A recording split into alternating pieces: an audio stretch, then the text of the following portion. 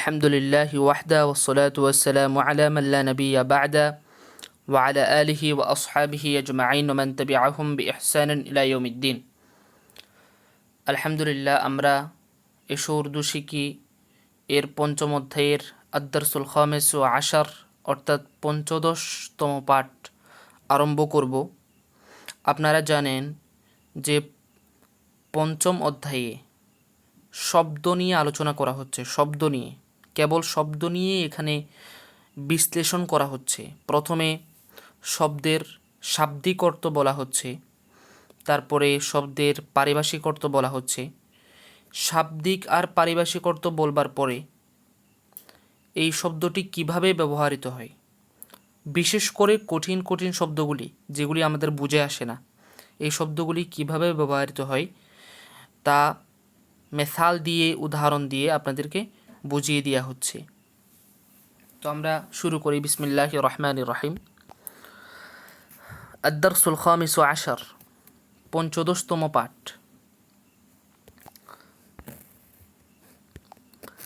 শার, শার অর্থ হলো, ব্র্যাকেটের মধ্যে এর অর্থ দিয়েছে ফাসাদ, বদি, ফিতনা। ব্র্যাকেটের মধ্যে যে শব্দগুলি আছে এই শব্দগুলি হচ্ছে শার শব্দের সমার্থবোধক শব্দ, যেটি কিনা একই অর্থ প্রকাশ করে। শার অর্থ হলো ফাসাদ, নৈরাজ্য। বদি মানে হলো অনিষ্ট, মন্দ। ফিতনা মানে হলো ফিতনা, ফিতনা মানে ফিতনা। তাহলে শার এর তিনটা অর্থ পেলাম। একটা হলো নৈরাজ্য, ফাসাদ, আর একটা হচ্ছে বদি, অনিষ্ট, আর একটা হচ্ছে ফিতনা। আচ্ছা, এরপরে সামনে শার পসন্দ। শার পসন্দ, আওয়াজ যদি কম শোনা যায় তাহলে আপনারা হেডফোন ব্যবহার করতে পারেন। শার পসন্দ, শার পসন্দ অর্থ কি? শার পসন্দ অর্থ হচ্ছে মুফসিদ, ফাসাদি। মুফসিদ, ফাসাদি মানে নৈরাজ্য সৃষ্টিকারী, নৈরাজ্য সৃষ্টিকারী, অরাজকতা সৃষ্টিকারী। এরপরে শারপসন্দি, অরাজকতা, নৈরাজ্যতা। তারপরে শারারাত। শারারাত অর্থ কি? শারারাত অর্থ হচ্ছে দুষ্টুমি, দুষ্কৃতি। দুষ্টুমি, দুষ্কৃতি। তো এখানে ব্র্যাকেটের মধ্যে কি বলল? बंगाली में इसका मुकाबल लफ्ज़ है दुष्टुमी और दुष्कृति। বাংলাতে এর মোকাবেল লফজ হলো দুষ্টুমি, দুষ্কৃতি। আচ্ছা, এখানে একটি কথা আমি আপনাদেরকে বলে রাখতে চাই, সেটা হচ্ছে মোকাবেল অর্থ হলো বিপরীত। মোকাবেল অর্থ কি ভাই? বিপরীত। তো দেখেন এখন যদি, তো শারারাতের অর্থ হচ্ছে দুষ্টুমি, দুষ্কৃতি। দুষ্টুমি, দুষ্কৃতি এটা শারারাতের বিপরীত শব্দ নয়, বরং এটা শারারাতের অর্থ, এটা শারারাতের মানা। তো শারারাতের বিপরীত শব্দ কোনটা? শারারাতের বিপরীত শব্দ হচ্ছে আচ্ছাই, ভালো, আচ্ছাই। ঠিক আছে? তো এখন প্রশ্ন করতে পারেন যে এখানে মোসান্নেফ মোকাবেল কেন বলল? ঠিক আছে, প্রশ্ন করতে পারেন আপনারা, বাঙালি মে ইসকা মোকাবেল লফজ হ্যায়, মোকাবেল কেন বলল, এর বিপরীত শব্দ কেন বলল? হ্যাঁ, এটা তো আমারও প্রশ্ন, এটা আমারও প্রশ্ন। ঠিক আছে, আমার সাথে যদি মোসান্নেফের কোনো দিন সাক্ষাৎকার হয়, কোনো দিন সাক্ষাৎ হয়, তাহলে আমি অবশ্যই ওনাকে জিজ্ঞেস করব এই শারারাতের অর্থ নিয়ে, যে উনি এখানে কেন মোকাবেল শব্দটা ইউজ করলেন। ঠিক আছে, তো মুসান্নিফ কিন্তু এখনও বেঁচে আছেন, আল্লাহ তাআলা ওনাকে আরও হায়াত দান করুক। তদুপরি আমি যারা আমার দর্শের মধ্যে যারা মাদ্রাসাতুল মদিনা কিংবা বাইতুস সালাম মাদ্রাসা, ঢাকা বাইতুস সালামের ছাত্ররা এই দার্সগুলি ধরছেন, আপনাদের কাছে আমি অনুরোধ করব আপনারা এই বাক্যটি शरारत बंगाली में इसका मुकाबल लफ्ज़ है दुष्टुमी और दुष्कृति, এই ইবারতটি একটু হুজুরকে দেখাবেন, আবু তাহের মেজবা সাহেব দামাত বরকাতুহুমুল আলীকে একটু দেখাবেন এর মফহুমটা কী, এবং আপনি এভাবে জিজ্ঞেস করবেন খুবই আদবের সাথে, এভাবে জিজ্ঞেস করবেন সম্মানের সাথে যে শারারাতের মোকাবেল শব্দ, শারারাতের মোকাবেল শব্দ মানেই হলো শারারাতের বিপরীত শব্দ, তো শারারাতের বিপরীত শব্দ তো দুষ্টুমি আর দুষ্কৃতি হতেই পারে না, দুষ্টুমি আর দুষ্কৃতি হতেই পারে না, বরঞ্চ শারারাতের বিপরীত শব্দ হচ্ছে আচ্ছাই, ভালো। ঠিক আছে, তো এখানে এমন কেন উনি মানে বাক্যটি ইস্তেমাল করলেন এটা অবশ্যই আপনারা একটু দেখে নেবেন, ঠিক ওনার কাছে জিজ্ঞেস করে নেবেন। আচ্ছা, তারপরে কিন্তু এখানে শারারাতের অর্থ কী ভাই? দুষ্টুমি, দুষ্কৃতি। এরপরে শারারাতি শরীর, দুটার অর্থ একই, সেটা হচ্ছে খারাপ, দুষ্ট। শারারাতি শরীর দুইটার অর্থ হচ্ছে দুষ্ট, দুষ্ট, দুষ্ট, তারপরে খারাপ। এরপরে শরম অর্থ হলো হায়া, লজ্জা, লাজ মানেও লজ্জা, একই অর্থ। নাদামাত মানে হলো লজ্জা, অনুতাপ, লজ্জা, অনুতাপ মানে আফসোস, অনুশোচনা। খাজালাত অর্থ হলো লজ্জা, শর্মিন্দগি অর্থ হলো লজ্জা, বিনয়, অনুতাপ। শর্মিন্দগি অর্থ হলো লজ্জা, বিনয়, অনুতাপ। এরপরে শারামের আরেকটা অর্থ হচ্ছে ইজ্জত ও হরমত, ইজ্জত ও হরমত মানে সম্মান মর্যাদা, মানে সম্মান মর্যাদা। তাহলে আমরা শারাম এই শব্দটির কয়েকটি অর্থ পেলাম, একটা হলো লজ্জা, একটা হলো লজ্জা, আরেকটা অর্থ হলো অনুতাপ অর্থাৎ অনুশোচনা। ঠিক আছে, আরেকটা অর্থ পেলাম সেটা হচ্ছে সম্মান মর্যাদা, সম্মান মর্যাদা, তিনটা অর্থ পেলাম। আর এই যে এগুলো দেখতে পাচ্ছেন, এগুলা এই শব্দগুলো হচ্ছে শারাম এই শব্দটির মুতারাদেফ সমার্থবোধক শব্দ, যেটি কিনা একই অর্থ প্রকাশ করে। আচ্ছা, তারপরে দেখেন কিছু মেসাল দিয়েছে এই শরম নিয়ে। আচ্ছা, প্রথমে আমি এগুলো মুছে দিই, ঠিক আছে? হ্যাঁ, তো কিছু মেসাল দিয়েছে, মেসালগুলো একটু দেখেন। শরম ভি নেহি আতি, লজ্জাও লাগে না। শরম ভি নেহি আতি, লজ্জাও লাগে না। তো এই বাক্যটা কেন বলে?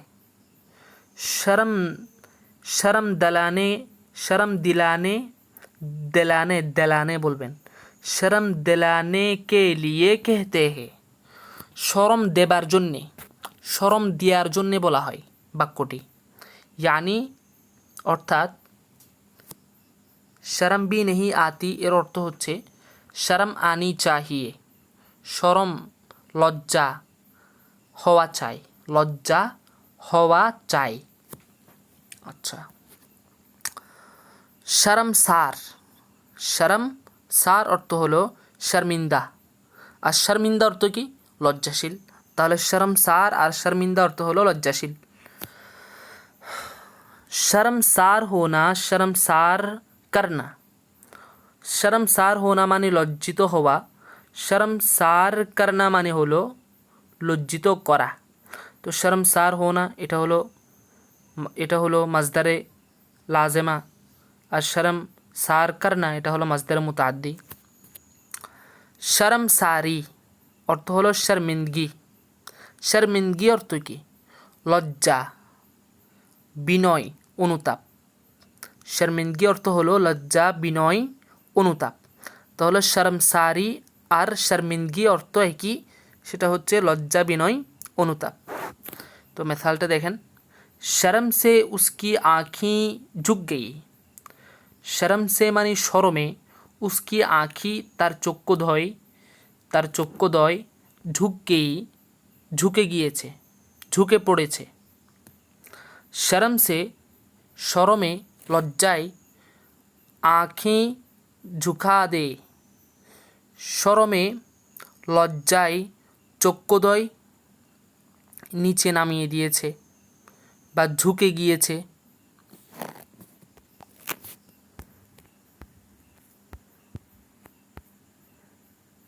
তারপরে शर्म से पानी पानी होना किंबा पसीना पसीना होना, हो जाना। शर्म से पानी पानी होना, पसीना पसीना होना মানে এর অর্থ কি? এর অর্থ হচ্ছে নিহায়াত শর্মিন্দা হোনা, এক্কেবারে লজ্জিত হওয়া, এক্কেবারে এক্কেবারে লজ্জিত হওয়া। সেটা উর্দুতে ব্যবহৃত হয় কিভাবে? शर्म से पानी पानी होना, शर्म से पसीना पसीना होना, हो जाना অর্থ হলো লজ্জা, একেবারে লজ্জিত হয়ে যাওয়া, একেবারে লজ্জিত হয়ে যাওয়া। তারপরে শরম করনা, লজ্জা করা। লিহাজ করনা, একই অর্থ লজ্জা করা। কুছ তো শরম করো, কিছু তো লজ্জা করো। বড়ি শরম কি বাত है, বড় লজ্জার কথা, বড় লজ্জার কথা। শরম কে মারে, মারে শরম কে, অর্থ কি? এটার অর্থ কি? শরম কে মারে, মারে শরম কে অর্থ কি? শরম কি ওয়াজা সে, অর্থ হচ্ছে শরম কি ওয়াজা সে, লজ্জার কারণে, লজ্জার কারণে। শরম কে মারে, মারে শরম কে অর্থ হলো লজ্জার কারণে। আচ্ছা, শরমনাক, শরমনাক অর্থ হলো লজ্জাস্কর। শরমনাক অর্থ হলো কি ভাই? লজ্জাস্কর। কাবিলে শরম, লজ্জার উপযুক্ত, লজ্জার উপযুক্ত। শর্মিন্দা করনে ওয়ালা কিংবা ওয়ালি, শর্মিন্দা করনে ওয়ালা কিংবা ওয়ালি। লজ্জিত করে এমন ব্যক্তি বা এমন বস্তু, লজ্জিত করে এমন ব্যক্তি বা বস্তুর ক্ষেত্রে বলা হয় শর্মিন্দা করনে ওয়ালা, শর্মিন্দা করনে ওয়ালি। ঠিক আছে, এক কথায় লজ্জাস্কর ব্যক্তি বা বস্তু, লজ্জাস্কর ব্যক্তি বা বস্তু। আচ্ছা, শর্মনাক বাত হে, লজ্জাকর, লজ্জাকর বিষয়। শর্মনাক বাত হে, লজ্জাকর কথা। তারপরে শর্মা শর্মি মে, শর্মা শর্মি মে मैंने हाँ कह दिया। শর্মা শর্মি মে অর্থ হলো শরমে শরমে, অর্থ হলো শরমে শরমে। मैंने আমি, हाँ कह दिया हाँ বলে দিয়েছি, हाँ বলে দিয়েছি। তো এটা শর্মা শর্মি মে, এটাকে আবার এটাকে আবার ব্যাখ্যা করলো শরম সে মগলুব হোকার, মানে শরমে শরমে আর কি। শরম সে মগলুব হোকার মানে লজ্জিত হয়ে।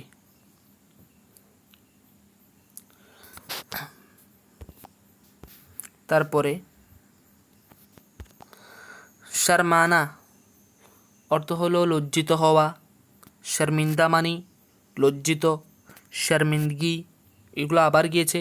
তো একটা শব্দকে বারবার মুসান্নিফ তাকরার করছেন, বলছেন কেন? যাতে আমাদের জেহানে স্থির হয়ে যায়। শর্মিন্দগি অর্থ হলো লজ্জা, বিনয়, অনুতাপ। तुम्हारी वजह से, তোমার কারণে। ভেরি महफिल, ভরা মাহফিল, ভেরি महफिल ভরা মাহফিল। मुझे शर्मिंदा होना पड़ा কিংবা शर्मिंदगी उठानी पड़ी, অর্থ একই দুটোটার। मुझे शर्मिंदा होना पड़ा কিংবা शर्मिंदगी उठानी पड़ी অর্থ হলো আমাকে লজ্জিত হতে হয়েছে। তোমার কারণে ভরা মাহফিল মানে যেখানে যেই মাহফিলে লুকে লুকারণ্য, যে মাহফিলে লুকে একেবারে লুকে লুকারণ্য, সেটাকে বলা হয় ভরা মাহফিল। তো তোমার কারণে লোকে লোকারণ্য মাহফিলে আমাকে লজ্জিত হতে হয়েছে, আমাকে লজ্জিত হতে হয়েছে। আচ্ছা, শর্মিলা অর্থ হলো হায়াদার বা হায়া, অর্থ কি? লজ্জাশীল, লজ্জাশীল, যার মধ্যে লজ্জা আছে। শর্মিলা অর্থ হলো হায়াদার বা হায়া, লজ্জাশীল। শর্মিলাপন অর্থ হলো হায়াদারি, হায়াদারি অর্থ কি? লজ্জাশীলতা। হায়াদারি অর্থ কি ভাই? লজ্জাশীলতা। শর্মিলা অর্থ হলো লজ্জাশীল, শর্মিলাপন অর্থ হলো লজ্জাশীলতা, লজ্জাশীলতা। এরপরে শামআ, শামআ, শামআ অর্থ হলো প্রদীপ, প্রদীপ, মোমবাতি, বাতি, প্রদীপ, মোমবাতিও বলে। তো এটা মুয়ান্নাস, এই শব্দটা হচ্ছে মুয়ান্নাস। শামআ আঞ্জুমান বা শামআ মেহফিল। আঞ্জুমান মানে কি? আঞ্জুমান অনেক জায়গায় আমরা আঞ্জুমান এই শব্দটি দেখি। তো আঞ্জুমান অর্থ হলো সভা, মাহফিল, একটি কমিটি, ঠিক আছে? তো শামআ আঞ্জুমান সভার প্রদীপ, মেহফিলের প্রদীপ বা কমিটির প্রদীপ, ঠিক আছে? প্রদীপ মানে বাতি বলি এখানে, বাতি বললে না, প্রদীপই বলি, প্রদীপ। মাহফিলের শামআ মেহফিল, মাহফিলের প্রদীপ, ঠিক আছে? वो जिससे महफिल की रौनक हो, সে এমন ব্যক্তি, দেখেন তর্জমা কীভাবে করছি, वो जिससे, সে এমন ব্যক্তি যার কারণে, যার মাধ্যমে, মেহফিল কি রৌনক হো, যার কারণে মাহফিল আলোকিত হয়, যার কারণে মাহফিল আলোকিত হয়। वो जब तक थे, সে যতক্ষণ ছিল, সে যতক্ষণ ছিল। শামআ মেহফিল বনকর রহে, মাহফিলের প্রদীপ প্রজ্বলিত ছিল ততক্ষণ, ততক্ষণ মাহফিলের প্রদীপ প্রজ্বলিত ছিল। वो जब तक थे, সে যতক্ষণ ছিল, শামআ মাহফিল বনকর রহে, মাহফিলের প্রদীপ, মাহফিলের প্রদীপ প্রজ্বলিত ছিল। ওর এবং জব চলে গিয়ে, যখন চলে গিয়েছেন, মেহফিল কি রৌনক আপনি সাথ লে গিয়ে, মাহফিলের আলো, মাহফিলের আলো নিজের সাথে নিয়ে গিয়েছে, নিজের সাথে নিয়ে গিয়েছে। তারপরে শামআ বুঝনা কিংবা গিল হোনা, শামআ বুঝনা কিংবা গিল হোনা অর্থ কি? বাতি নিভে যাওয়া, বাতি নিভে যাওয়া, প্রদীপ নিভে যাওয়া। এক শামআ থি, একটি প্রদীপ ছিল, একটি বাতি ছিল। वो भी गिल हो गई, সেটাও নিভে গিয়েছে। वो भी गिल हो गई, সেটিও নিভে গিয়েছে। এরপরে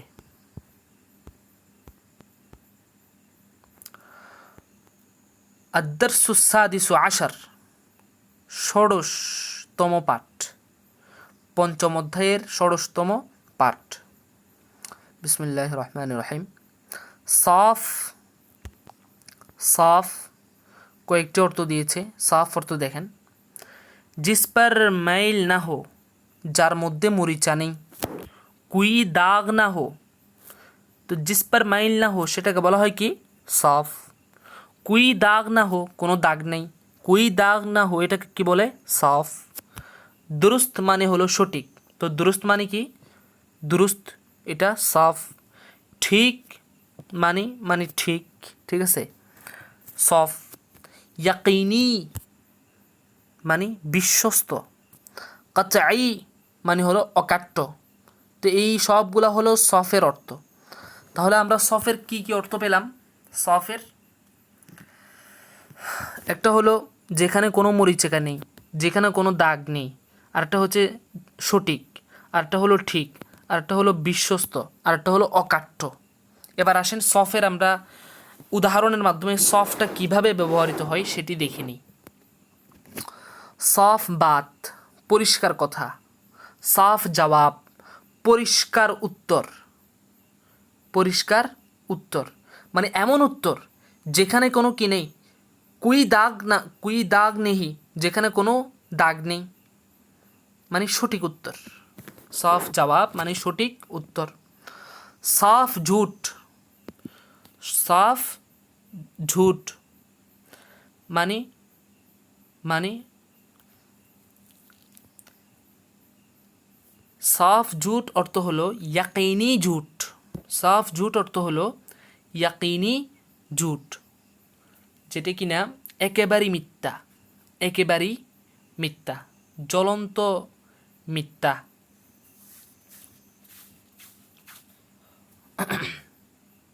অথবা এরকমও বলতে পারেন সাফ ঝুট, পরিষ্কার মিথ্যা। হ্যাঁ, তারপরে সাফ গু অর্থ হলো হক বাত कहने वाला।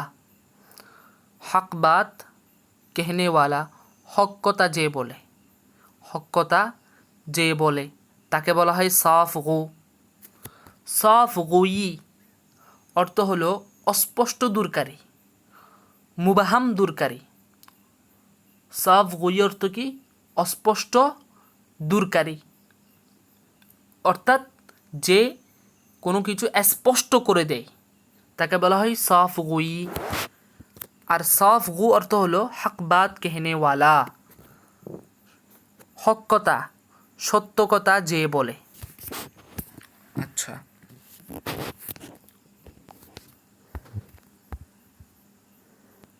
তারপরে সবর। সবর অর্থ হলো বরদাস্ত, তাহাম্মুল, জব্তে নফস। জব্তে নফস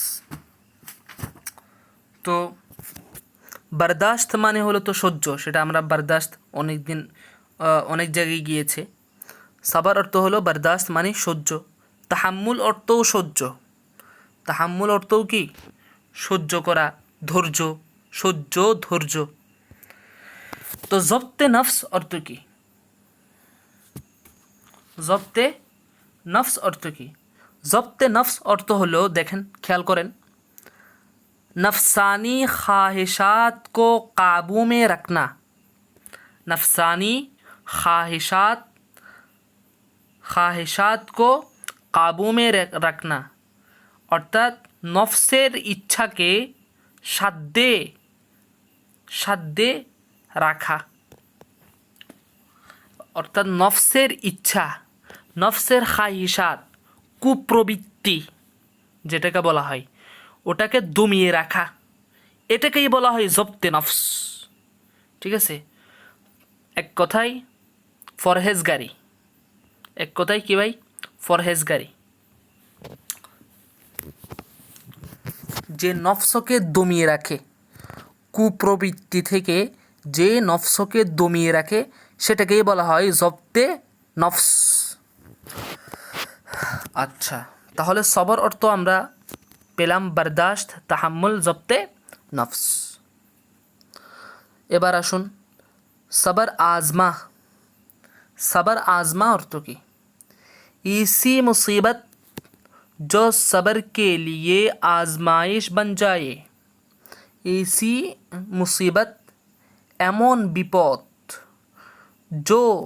যেই বিপদটি, আমি জো মানি যেটি, কিন্তু আমি বলতেছি কি যেই বিপদটি, অসুবিধে নেই, কোনো অসুবিধে নেই।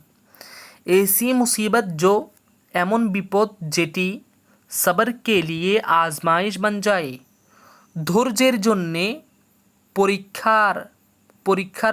ধৈর্যের পরীক্ষায় পরিণত হয়।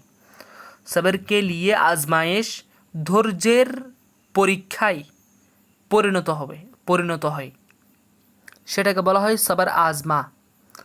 আবার বলি, এসি মুসিবত এমন বিপদ যেই বিপদটি ধৈর্যের পরীক্ষাতে পরিণত হয়, ধৈর্যের পরীক্ষায় পরিণত হয়, সেটাকে বলা হয় কি সবর আজমা।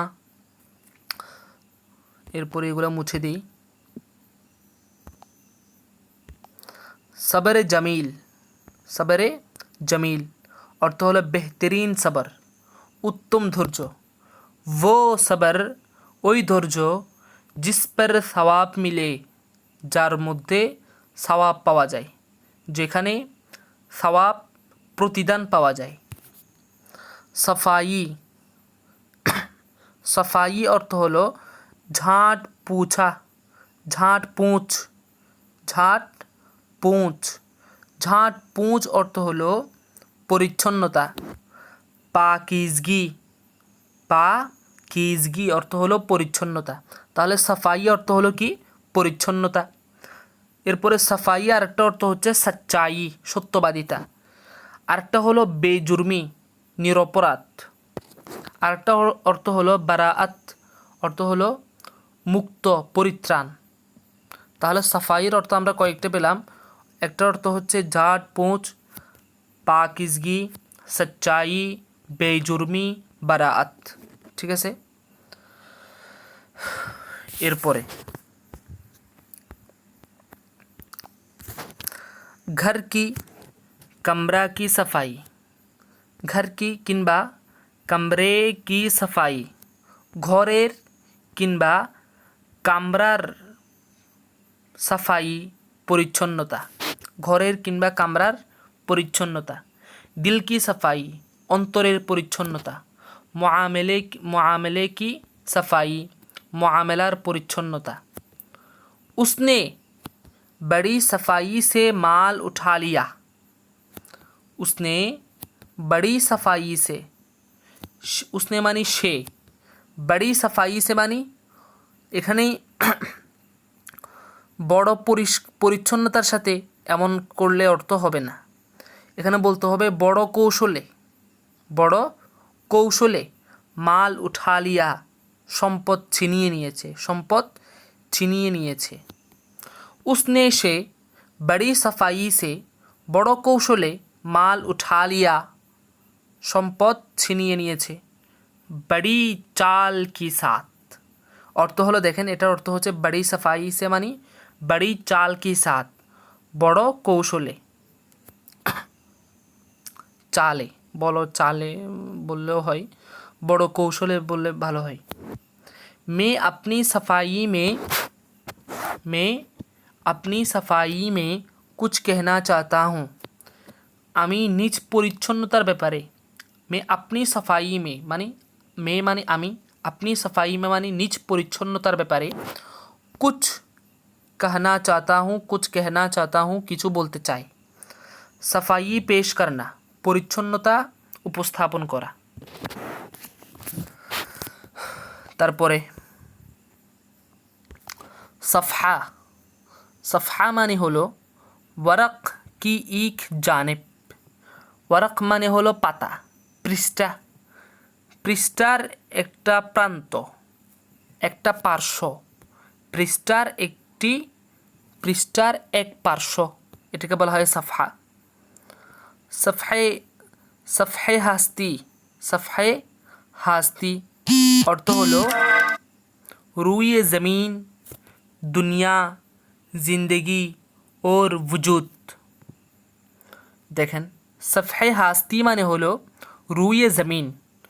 রু অর্থ কি, এখন জমিন অর্থ তো জমিন, সেটা আমরা জানি। রু অর্থ কি? রু এর কয়েকটা অর্থ আছে, আপনারা একটু শুনুন আর নোট করে রাখুন। একটি অর্থ হচ্ছে উপরিভাগ, আরেকটির অর্থ হলো চেহারা, আরেকটি অর্থ হলো কারণ, আরেকটি অর্থ হলো প্রকৃতি, আরেকটা অর্থ হলো আশা, আরেকটা অর্থ হলো উৎস। এটা হলো রু এর অর্থ। ঠিক আছে। এখন যেই অর্থটা যেখানে খাটে সেখানে ওই অর্থটি ব্যবহার করবেন, সেটি ওখানে ব্যবহার করবেন। যেমন ধরেন রুয়ে জমিন, জমিনের উপরিভাগ, জমিনের উপরিভাগ। রুয়ে দুনিয়া, রুয়ে দুনিয়া, পৃথিবীর উৎস, পৃথিবীর উৎস। রু অর্থ উৎসও হয়, এখন বলেছি আপনারা পজ করে করে পিছন দিক থেকে দেখে নিতে পারেন। রুয়ে জিন্দেগি, রুয়ের একটি অর্থ আছে, সেটা হলো কারণ।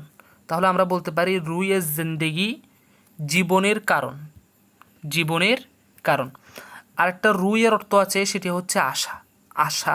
তাহলে আমরা এরকম অর্থ করতে পারি রুয়ে জিন্দেগি, জীবনের আশা, জীবনের আশা।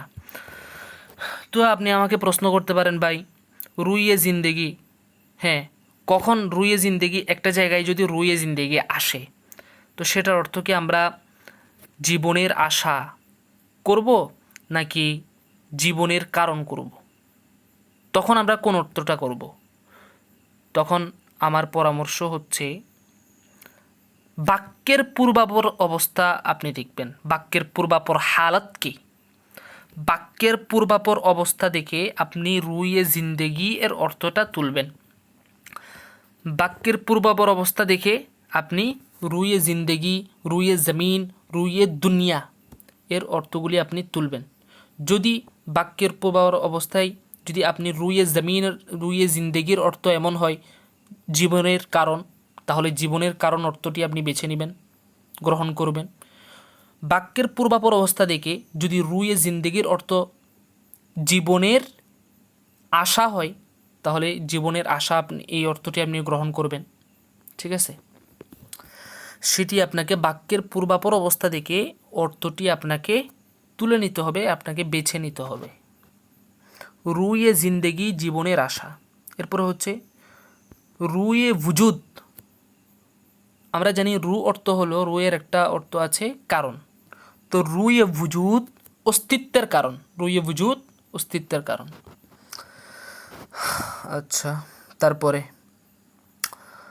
দেখেন একটা মিসাল দিয়েছে, সফহে হাস্তি সে নাম ও নিশানা মিটনা, মিট জানা, মিঠা দেনা।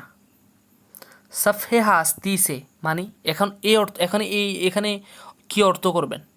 সফহে হাস্তি সে এখানে অর্থ করতে হবে আপনাকে কি, পৃথিবী থেকে, দুনিয়া থেকে। সফে হাস্তি সে পৃথিবী থেকে, নাম ও নিশানা মিটনা, নাম নিশানা মুছে যাওয়া, মিট জানা অর্থ কি মুছে যাওয়া, মিঠা দেনা মুছে দেয়া, মিঠা দেনা মুছে দেয়া। আচ্ছা, তারপরে সুলাহ, এটা মুয়ান্নাস। সুলাহ অর্থ হলো সন্ধি, সুলাহ করনা সন্ধি করা, সুলাহ নামা সন্ধি নামা, সুলাহ পসন্দ, সুলাহ পসন্দি পছন্দনীয় সন্ধি। আবার সঙ্গী না, সন্ধি। কোন সন্ধি? ওই দেখেন একটা মিসাল দিয়েছে, মিসালটা পড়লে আপনার বুঝে আসবে। দেখেন, हमारे प्यारे नबी सल्लल्लाहु अलैहि वसल्लम ने दूसरा हिजरी में हुदैबिया के मकाम पर कुफ़ारे कुरैश से सुलह फरमाई थी। अर्थ की हमारे प्यारे नबी, আমাদের প্রিয় নবী सल्लल्लाहु अलैहि व आलिहि वसल्लम दूसरा हिजरी में, द्वितीय हिजरीते, हुदैबिया के मकाम पर, हुदैबियार स्थाने कुफ़ारे कुरैश से, কুরাইশদের কাফেরদের সাথে সুলাহ ফরমাইতি সন্ধি করেছিলেন। এই ঘটনাটা আপনারা অনেকেই জানেন, ঠিক আছে। তো এবার বুঝছেন সুলাহ অর্থ কি? সুলাহ অর্থ হলো কি সন্ধি করা, সন্ধি। সুলাহ অর্থ সন্ধি, সুলাহ কারনা অর্থ হলো সন্ধি করা। তারপরে সুরত অর্থ হলো শেকেল, আকৃতি, চেহারা, এটা বাংলাতে ব্যবহৃত হয়। সুরত আরেকটা অর্থ হলো আরেকটা অর্থ হচ্ছে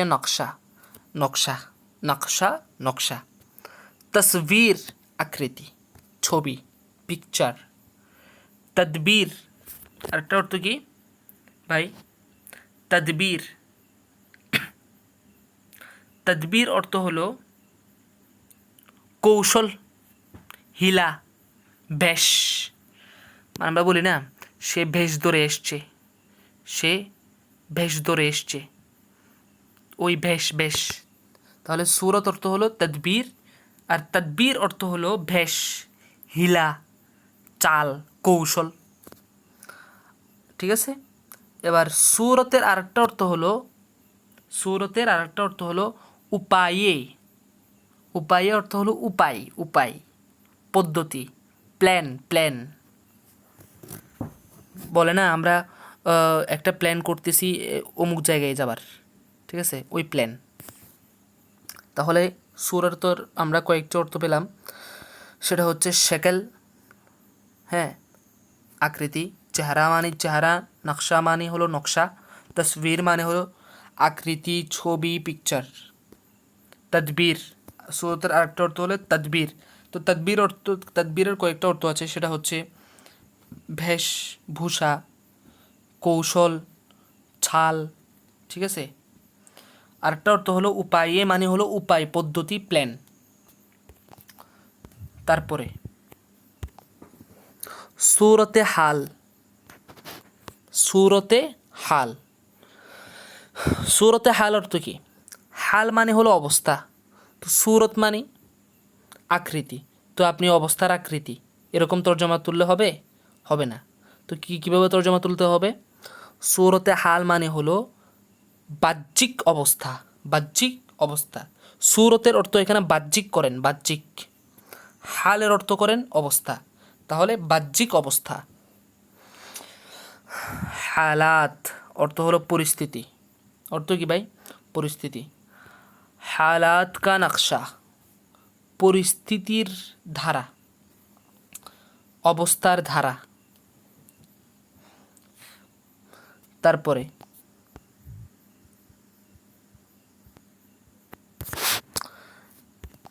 इस मुश्किल से, इस मुश्किल से, এই সমস্যা থেকে बचने की क्या सूरत होगी, बचने की क्या सूरत होगी, বাঁচার কি উপায় হবে, বাঁচার কি উপায় হবে। इस मुश्किल से बचने की क्या सूरत होगी, এই সমস্যা থেকে বাঁচার কি উপায় হবে, কি প্ল্যান আছে, কি উপায় আছে। अब हमें सोचना चाहिए, अब हमें सोचना चाहिए कि जो नई सूरत हाल हमारे सामने है इसका तकाजा क्या है। এবার আসুন অর্থ করি। আব হামে সোচনা চাহিয়ে, এখন আমাদের চিন্তা করা চাই কে যে, জো নই সুরতে হাল, যে নতুন বাহ্যিক অবস্থাটি, যে নতুন পরিস্থিতি, এখানে পরিস্থিতি তর্জমা করেন, যে নতুন পরিস্থিতি হামারে সামনে হে, আমাদের সম্মুখে, যে নতুন পরিস্থিতি আমাদের সম্মুখে হয়েছে বা ঘটেছে, ইসকা তাকাজা কিয়া है, এর চাহিদাটা কি, এর চাহিদা কি। সামনে জিত, জিত অর্থ হলো বারআক্স। জিত অর্থ কি ভাই? বারআক্স। বারআক্স অর্থ হলো বিপরীত, बिल्कुल उल्टा, একেবারেই উল্টা। বাঙালি মে ইসকে মোকাবেল লফজ है বিপরীত, দেখছেন বাংলাতে এর বিপরীত শব্দ হলো বিপরীত। তো এখানে মোকাবেল কেন বলে আমার বুঝে আসে না মুসান্নিফ, ঠিক আছে, এখানে মোকাবেল কেন বলে? মোকাবেল মানে তো হলো বিপরীত, কিন্তু জিতের অর্থটাই হচ্ছে বিপরীত, জিতের অর্থই হচ্ছে বিপরীত, ঠিক আছে। এখন জিতের বিপরীত শব্দ যদি বলতে হয়, তাহলে বলতে হবে যে সঠিক, সুজা, ঠিক আছে, মুআফিক, মুতাবেক, এটা হলো জিদের বিপরীত শব্দ, হ্যাঁ। কিন্তু এখানে জিদের বিপরীত শব্দ কি বলতেছে? বিপরীত, ঠিক আছে। অবশ্যই এটা এই যে এটা কিন্তু বারবার আসতেছে এই জিনিসটা, उसका बंगाली में इसका मुकाबल लफ्ज़ है, बंगाली में इसका मुकाबल लफ्ज़ है, बंगाली में इसका मुकाबल लफ्ज़ है, এটা বারংবার এসেছে। ঠিক আছে, এই জন্য যারা মাদারিনেসা যা মাদ্রাসাতুল মদিনা বাইতু ঢাকা বাইতুস সালামের মধ্যে আছেন, আপনাদেরকে আমি বলবো যে আপনারা এই যে এই বাক্যগুলো নিয়ে একটু হুজুরের কাছে জিজ্ঞেস করবেন এবং অবশ্যই আমাকে জানাবেন এর মাফহুমটা কী, উনি কী বোঝাতে চাচ্ছেন এখানে। ঠিক আছে, এরপরে বলতেছি কি, তো জিদের অর্থ কী পেলাম? বিপরীত। इज्तिमाई ज़िद्दैन महाल है, इज्तिमाए ज़िद्दैन महाल है। देखें जिद अर्थ हलो विपरीत, जिद्दाइन माने हलो दुईटा विपरीत, दुईटा विपरीत एखाने तासनिया होयेछे, जिद्दाइन एटा तासनिया होयेछे, तासनिया माने दुईटा। इज्तिमाए ज़िद्दैन दुईटा विपरीत जिनिस एकत्रित हवा, महाल है असम्भव, दुईटा विपरीत जिनिस एकत्रित हवा महाल है असम्भव। जिद, जिद अर्थ हलो हट, जिद अर्थ हलो कि हट, इसरार। ठीक है, हट। जिद अर्थ हलो आबार गुस्सा, गुस्सा माने क्रोध, क्रोध। जिद এটা আমাদের বাংলাতেও ব্যবহৃত হয়। জিদ অর্থ হট, গুসা, ক্রোধ। ইসরার, ইসরার, ইসরার अर्थ की, इसरार अर्थ की, इसरार अर्थ हलो कोई काम या बात बार बार करना, बार बार करना, किसी बात में जिद करना। इसरार अर्थ हलो कोनो काज बार बार करा, কোনো কাজের মধ্যে ক্রোধ রাগ করা, কোনো কাজে কি করা? জিদ করা, কোনো কাজে কি করা? জিদ করা, এটাকে বলা হয় ইসরার। আচ্ছা, কিন্তু ইসরার অর্থ মূলত অর্থ হচ্ছে একটা কাজকে বারংবার করা, একটা কাজকে কি করা? বারংবার করা, এটা হচ্ছে ইসরার।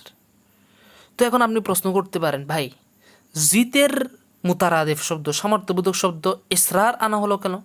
ইসরারের অর্থ তো বারংবার করা, এটা আপনি আমাকে প্রশ্ন করতে পারেন, এখানে এটা আনা হলো কেন? দেখেন ভাই, যখন মানুষের মাথা গরম হয়ে যায়, মানুষের মধ্যে যখন ক্রোধ চলে আসে, ক্রোধ, গুসা চলে আসে, জিদ চলে আসে, ওই জিদ নিয়ে যখন মানুষ একটা কাজ করতে যায়, তখন দেখবেন যে কাজটি নিখুঁতভাবে হয় না, উলটপালট হয়ে যায়। যখন উলটপালট হয়ে যায় সে আবার করে, ঠিক আছে, আবার করলে সেটা আবার উলটপালট হয়ে যায়। কোন অবস্থায়, কোন হালতে?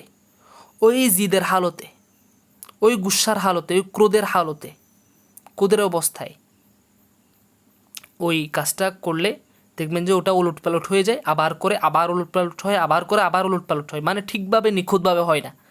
এই জন্যে জিদের এখানে মুতারাদেফ জিদের অর্থ আনা হয়েছে ইসরার, মানে একটা কাজকে কি করা? বারংবার করা। আচ্ছা, বুঝে এসছে মনে হয় সবার। তো জিদের দেখেন এখানেও একই কথা বলছে, বাঙালি মে ইসি মানা মে यही लफ्ज़ না, এখানে তো ঠিক কি কথা বলছে, বাঙালি মে, বাংলাতে, ইসি মানা মে, এই অর্থে, यही लफ्ज़ मुस्तामिल होता है, একই লফস, এই একই লফস কি হয়? ব্যবহৃত হয় বাংলাতে, একই শব্দে একই অর্থে, একই শব্দে এবং ওই শব্দের একই অর্থে ব্যবহৃত হয় বাংলাতে। জিদ, যেমন জিদ মানে রাগ আর কি, ক্রোধ। জিদ করনা, জিদ করা, রাগ করা। জিদ पर आना কিংবা आ जाना, রাগ চলে আসা। मुखालफत कर कमर बांधना, मुखालफत पर कमर बांधना, বিরোধিতায় কোমর বাঁধা, বিরোধিতায় কোমর বাঁধা, বিরোধিতা করতে গিয়ে কোমর বাঁধা, মানে কি করা? জিদ করা অর্থ কি? ये आदमी बहुत जिदी है, এই মানুষটি খুবই জেদি। সামনে তো আলহামদুলিল্লাহ আমাদের পঞ্চম অধ্যায়ের আদ-দারসুস সাবিউ আশার শেষ, আদ-দারসুস সাবিউ আশার পর্যন্ত আদ্দারসুল খামিস হয়েছে, শেষ হয়েছে। এরপরে আদ্দারসুস সাদেস শেষ হয়েছে আলহামদুলিল্লাহ। এখন সামনে আদ্দারসুস সাবিউ আশার আরম্ভ হবে ইনশাল্লাহ সামনের পর্বে। তো আমি শেষ করবার আগে সবাইকে একটি কথা বলি। কথাটি হচ্ছে, আমরা তো আলহামদুলিল্লাহ উর্দু পড়ছি, অনেক বুঝতেছি, উপকৃতও হচ্ছি। অনেকে বলেছেন আমাকে কমেন্ট করে, অনেকে উপকৃত হচ্ছেন, মাশাআল্লাহ আলহামদুলিল্লাহ। তো আমি একটি কোর্স করাতে চাচ্ছি, সেটা হচ্ছে তাইসিরুল মান্তেকের ব্যাপারে, মান্তেক বিষয়ে। আমি প্রথমে এই কিতাবটি, এসো উর্দু শিখি কিতাবটি আপলোড করার আগে আমি তাইসিরুল মান্তেক কিতাবটি আপলোড করেছি। আপনারা দেখতে পারেন আমার চ্যানেলে গিয়ে, ওখানে দেখবেন যে আমি ওই প্রথমে আল ফিকহুল মুয়াসসারের আপলোড করেছি প্রথম খণ্ড পুরোটাই খুব সুন্দরভাবে আল ফিকহুল মুয়াসসার আপলোড করেছি। তারপরে আমি তাইসিরুল মান্তেক ধরেছি। তো তাইসিরুল মান্তেক অষ্টম পর্ব পর্যন্ত দেওয়ার পরে আমার খেয়াল হলো যে তাইসিরুল মান্তেকটা হচ্ছে উর্দুতে লেখা। তো আমার খেয়াল হলো যে এটা তো উর্দুতে লেখা, অনেক ছেলে তালেবুল ইলম তো আছে যারা উর্দু বুঝে না, ঠিক আছে, উর্দু পড়তে পারে না। তো তখন ভাবলাম যে না, এখন তাইসিরুল মান্তেক না দিই, উর্দু আপলোড করি, উর্দু ভাষা নিয়ে কিছু দেখি। তারপরে এই উর্দু শিখটা শুরু করলাম। তো আল্লাহর রহমতে তো আলহামদুলিল্লাহ আমাদের এই উর্দু শিখে অনেকটাই এগিয়েছে এবং আপনারাও আমার মনে হচ্ছে, আমার আশা, আমার দৃঢ় বিশ্বাস যে আপনারাও এর মাধ্যমে অনেক উপকৃত হয়েছেন এবং উর্দুটা অনেকটা বুঝতে পারছেন। তো আপনাদেরকে আমি আরজ করব যে আপনাদের যাদের মান্তেক পড়বার ইচ্ছা, আপনারা আমার সাথে যোগাযোগ করতে পারেন। আমার হোয়াটসঅ্যাপ নাম্বার আমি পোস্টে দিয়েছি, আপনারা ওখান থেকে নিতে পারেন। কিংবা কমেন্ট করে আমাকে অনেকে বলে যে ভাই আপনার হোয়াটসঅ্যাপ নাম্বারটা দেন, ঠিক আছে। তো ওখানে আমি দেই, কিন্তু ওটা হয় না, শো করে না, ওটা দেখা যায় না, ঠিক আছে। তো আপনাদেরকে আমি আরজ করব যে ওই পোস্টের মধ্যে আমি নাম্বার দিয়েছি, হোয়াটসঅ্যাপ নাম্বার, আপনারা ওখান থেকে আমার সাথে যোগাযোগ করতে পারেন। আমি ইনশাল্লাহ খুবই চমৎকারভাবে একেবারে আপনাদেরকে মান্তেকটা খাওয়াই দিব ইনশাআল্লাহ। একটা কোর্স করতে চাই জুমে সরাসরি, ঠিক আছে। তো আপনাদের যাদের আগ্রহ আছে মান্তেকের, এলমে মান্তেক শিখবার, এলমে মান্তেকটা খুবই জরুরি ভাই। এটা প্রত্যেকটা ফোনের মধ্যেই এলমে মান্তেকটা ব্যবহার হয়, এমন একটা এলমে মান্তেক খুবই জরুরি। তো আপনাদের যাদের আগ্রহ আছে আপনারা আমার সাথে ওই মোবাইল নাম্বারে, হোয়াটসঅ্যাপ নাম্বারে যোগাযোগ করতে পারেন। ওমা তৌফিক ইল্লা বিল্লাহ। আসসালামু আলাইকুম ওয়া রাহমাতুল্লাহি ওয়া বারাকাতুহু।